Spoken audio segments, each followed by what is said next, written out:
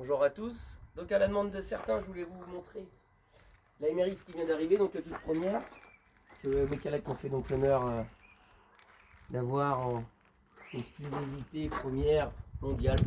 Donc je suis très content.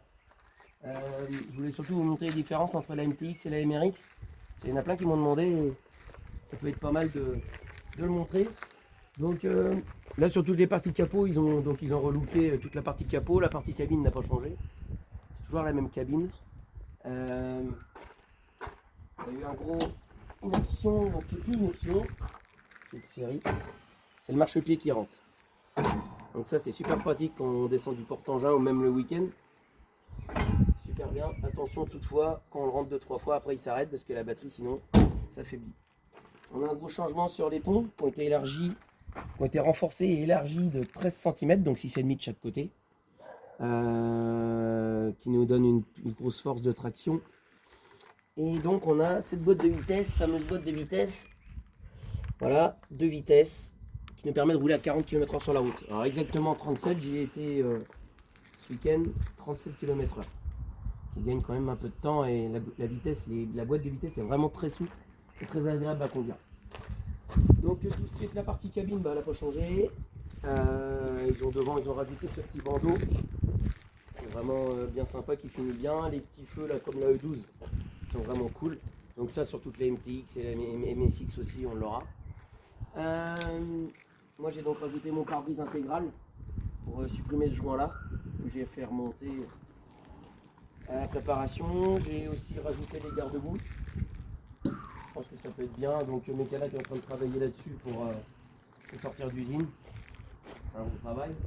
J'ai aussi rajouté donc un graissage centralisé en biellage jusqu'au connect. Donc on est graissé jusqu'au bout du bras, donc là plus rien à toucher. Ce qui est niveau push-pull, donc les deux push-pull bend preneuses qui moi me servent pour ma raboteuse. On a encore deux autres raccords bend preneuses et une autre auxiliaire, donc qui n'a pas changé.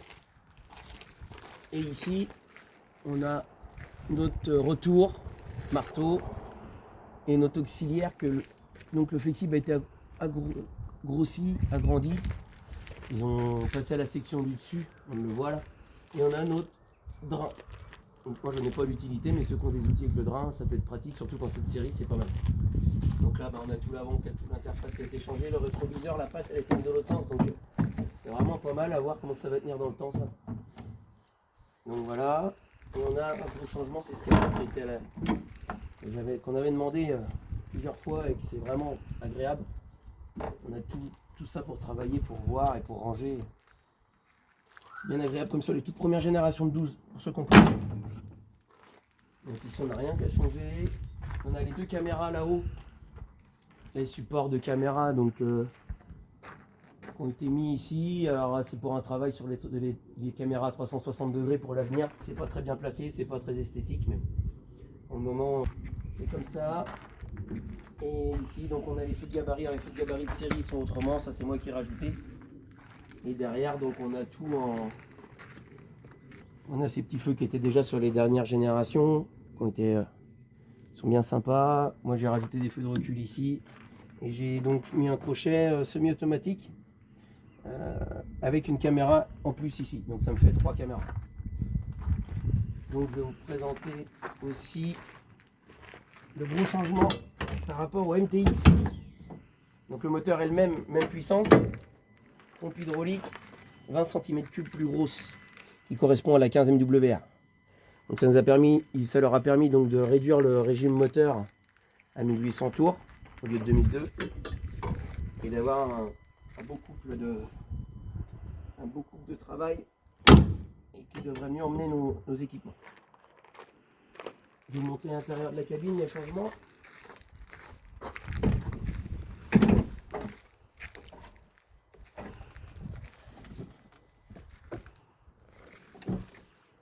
Donc là on a les joysticks qui ont été changés, qui sont passés un peu comme les MWR. Et du coup, on a notre direction joystick ici, qui va être qui est de maintenant de série. Moi ça faisait quelques années que je rajoutais et il est vraiment plus, c'est vraiment plus souple, plus agréable à conduire. Donc quand on active notre bouton ici, en fait la direction est toujours activée. Ça c'est agréable parce que dès qu'on lève la coudoir ou on redémarre notre machine, c'est toujours activé. Voilà, donc moi j'ai rajouté 2-3 petits trucs. On a notre suspension du bec de flèche. Donc on ramène notre flèche, on sort notre vérin de 10-15 cm et notre bec de flèche fait sa suspension. C'est vraiment agréable avec le chargeur rempli quand on roule et ça se sent bien sur la route aussi. Donc si on le met en auto, il se déclenche au-dessus de 5 km/h. On l'arrête, on le met tout le temps activé.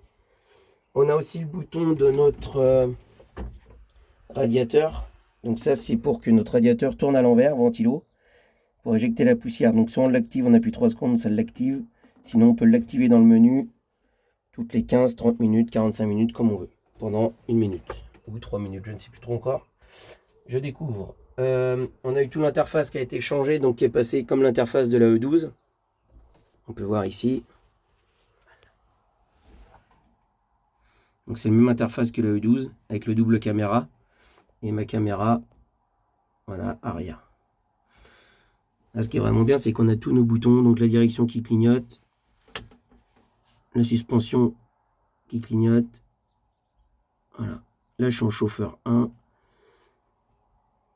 Donc pour les vitesses, donc là, je suis en première vitesse, donc à 16 km/h. Et quand je passe au max, elle passera donc en deuxième. Donc à partir d'une dizaine de km/h, il me semble, elle passe en deuxième vitesse. Donc il y a un petit temps mort, mais c'est quand même vraiment, vraiment souple. Je suis vraiment surpris de la boîte. Très bon travail. Pour tout ce qui est donc équipement, maintenant on a un gros changement aussi, c'est qu'on peut régler nos pressions. Donc avant on ne pouvait pas régler nos pressions, on pouvait régler nos débits. Et donc maintenant on peut régler nos pressions. Voilà.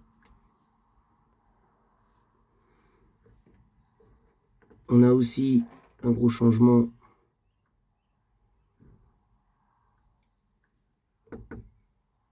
Donc ici, bah, de toute façon on peut toujours changer nos boutons sur le manipulateur.